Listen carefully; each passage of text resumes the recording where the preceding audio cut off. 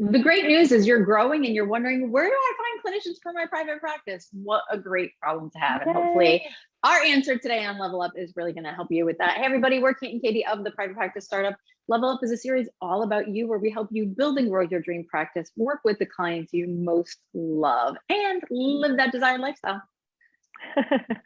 Yes, and before we dive into the answer to today's question, we definitely want to say thank you to TherapyNotes for being a great supporter of Startup Nation and also for sponsoring this series. If you're in need of an awesome EHR, definitely check them out. You can get your first 2 months for free using code PPS, as in the Private Practice Startup. Just go to therapynotes.com. There you go. Okay, so where to look for new clinicians or experienced clinicians to join your practice. This is something that I have a wealth of experience in, so I'll just dive right into the topic.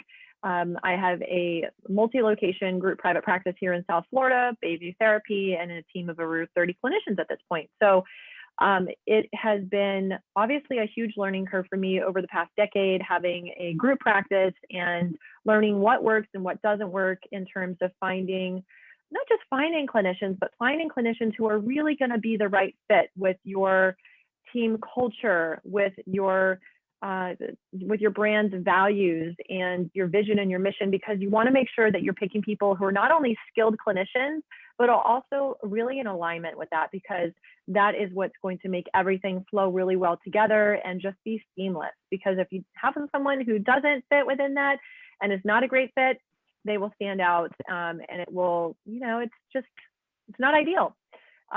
So what's worked for me is being able to have really great relationships in the community. So I have, I'm graduated from Nova Southeastern University down here. It's very close to our practice locations.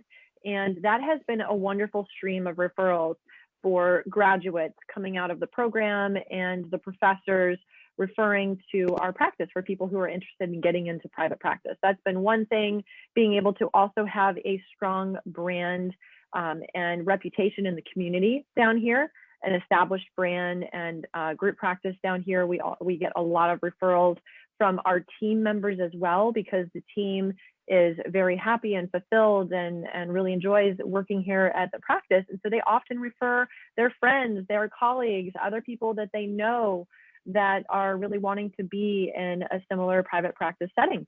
Also, another thing that really works is having really great search engine optimization on my website. So on the website, I have a practice page, a specialty page specifically regarding office space for rent, because I have a different modality.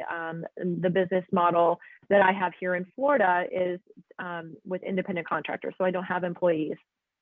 So it's basically a real estate model. Whatever your model is, it doesn't really matter. It's important that you're clear on that, obviously, but to have a specialty page regarding bringing on new team members and what that entails and the benefits and what to expect with working on your team, having that whole page written out really can help. I get a lot of people who are reaching out and wanting to join the team and just finding us organically, which is a beautiful thing.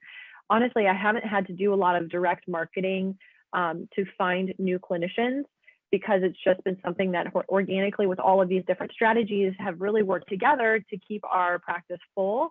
And when we offer new locations and we expand into a new area, I'm starting that process a year in advance of being able to build with interested parties and being able to have a whole streamlined onboarding and interviewing process, having all of that systemized. So there's a lot of pieces here, and I could go on and talk about this for hours. So Katie, is there anything that you want to add or jump in with? Yeah, no, I'd actually love to add to that. One of the things I'd like to talk about is really like what you're talking about. So one of the things that Kate does very well is has a system. And interestingly enough, I referred my best friend and colleague to Kate, and she actually interviewed, I think, 6 practices. Now, I knew she was going to go with Kate. I mean, it was just, the place to go. But it was funny because we talked about every place that she interviewed after. She wanted to process it through. And one of the things that really stood out, kind of hearing on the other side from Tani's experience is Kate does a great job of setting herself outside of everyone else and having a unique selling proposition. I find that a lot of times group practice owners get caught in this is what the commission split is going to be, and this is what this is going to be. Now, that's kind of a fault, especially as a solopreneur, as you're growing, right? We don't get into the conversation around money first, right? It's what am I offering you as a therapist to a client? And then when you're transitioning into a group practice owner, what is your unique selling proposition? What makes you stand outside? Why do people come to you? What are you offering these clinicians that's different than the conversation about money? Do you offer education? Do you offer free supervision?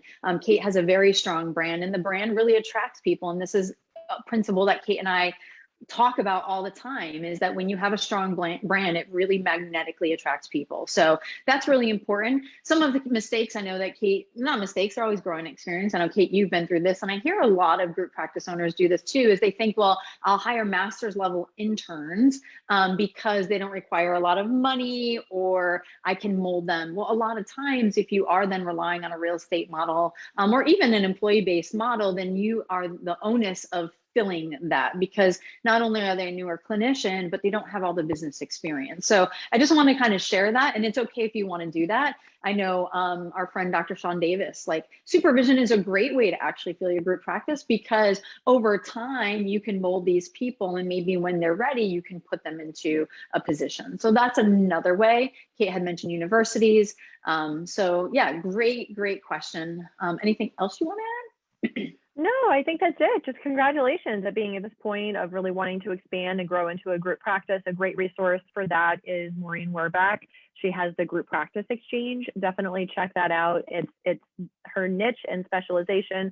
Tons of resources in there. So we'll put the link for that in the resources section.